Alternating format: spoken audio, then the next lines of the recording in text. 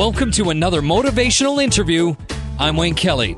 Today I feature Dr. Breakthrough, Mr. Stan Harris. And he's called Dr. Breakthrough because he uses demonstrations to teach people how to break through any limitation that might be holding them back.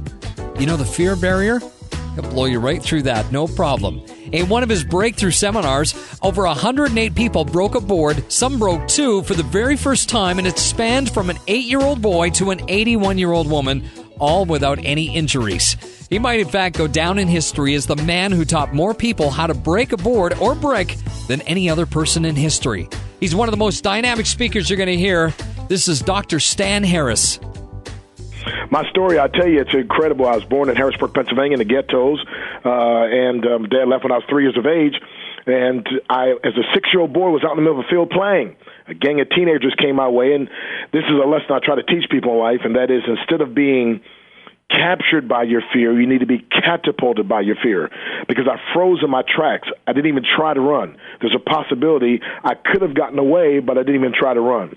Well, they grabbed me, they beat me up, threw me out in the middle of a field, stomped all over me. And again, I was just a 6-year-old boy. It never dawned on me why it would take a group of teenagers just to beat up one 6-year-old boy. But then one day it dawned on me, maybe they knew one day I was going to be a bad boy. They had to get me while they could, see. But anyway, beat me up, threw me out in the middle of the field, poured a great big old bucket of tar all over my face, all over my body, and they threw a bunch of feathers on me, and they left me there. Now, I'm thankful that the tar wasn't hot, but it was thick. I almost suffocated. Somebody rushed me to the hospital, got me taken care of. But I always wanted to learn how to protect myself because of that. And my mother wanted a free month of karate lessons. I went with her, and they were kicking and chopping and hollering and screaming. I thought, man, this is it. So my mama stayed in and got what we call too good because one day her and her boyfriend got in a fight, and my mama knocked this guy out cold with a side kick to the throat and the side of the neck. I looked at my brother Ronald. Ronald looked at Lonnie. We looked at the guy on the ground and said, man, whatever you do, don't mess with my mama. My mama's bad. So 36 years ago, I got started in martial arts for two reasons. One, to protect myself. And two, I thought if I became a champion, people would help me. People would respect me and like me and so forth. And so through that journey, which I wanted just to learn self-defense, but they taught me the most important lesson in life, and that is self-discipline. The greatest of all victories is the conquest of one's own self. And learning to have that self-discipline is what propelled me to now 36 years later, I'm now a 10th degree black belt, which is less than 100 of us in the world. I've been voted into the Black Belt Hall of Fame as well as the Motivational Speakers Hall of Fame. And I've been in all 50 states, 20 foreign countries, been over 2 million miles traveling, teaching people my breakthrough technology, and that is how to break through to the next level. Fact of the matter, I distance myself. I'm no longer a motivational speaker per se, but a breakthrough speaker. They say, what's a breakthrough speaker? One who uses motivation, inspiration, education, and entertainment to accelerate your breakthrough to the next level. It's kind of like a rocket ship. When a rocket ship takes off, until it gets to a place called escape velocity, right before it gets to that place, that rocket ship begins to shake and it almost breaks to pieces. But then it breaks through that escape velocity, and now it's going 25,000 miles per hour. There's 1 million pounds of fuel. 95% of that fuel is used just from liftoff to escape velocity. From that point, it virtually uses no more fuel, and that's what the breakthrough is all about. The breakthrough is like that caterpillar, slow and ugly, crawling on the ground. But after a while, it ends up in a cocoon, and now it's a beautiful butterfly. And that's exactly what I teach people, how to break through. And I usually give people points of a breakthrough. We won't have too much time, but I'll just tease them with a few, if that's okay with you. You better believe it. Number one, it takes faith. If you want to have a breakthrough, if you want to break through to your next level, and by the way, my definition of a breakthrough is exploding through barriers that at one time seem insurmountable unto you.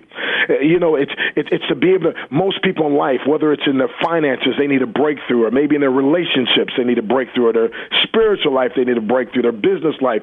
But we all get to points in our lives when we need a breakthrough. It's kind of like a combination lock, and you've got 3 numbers. You need just one more. And when you get that one more, that's that breakthrough that you've been looking for.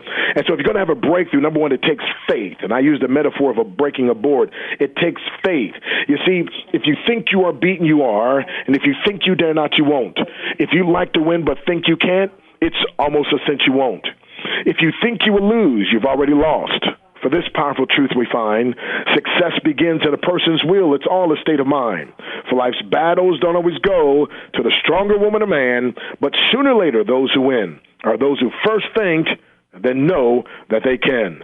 Booker T. Washington, that great black statesman of years gone by, said everything in life that I began with the ideal I can and will succeed. See, if you're going to have a breakthrough, you got to have faith. Some people say fake it till you make it. No. Faith it till you make it. And faith, F-A-I-T-H, stands for find answers in the heart. I like what Muhammad Ali said. He said, I said I was the greatest a long time before I ever believed it. And so sometimes our faith is increased by hearing ourselves talk.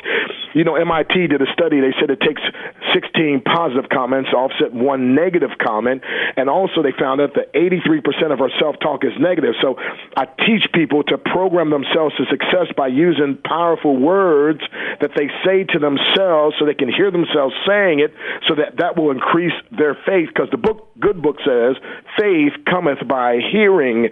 And so you need to hear something. So first of all, you got to have faith. So I used to watch them break boards. I was like, man, I could never do that. As long as I said I could never do it and thought I could never do it, I never tried. And guess what? I never did.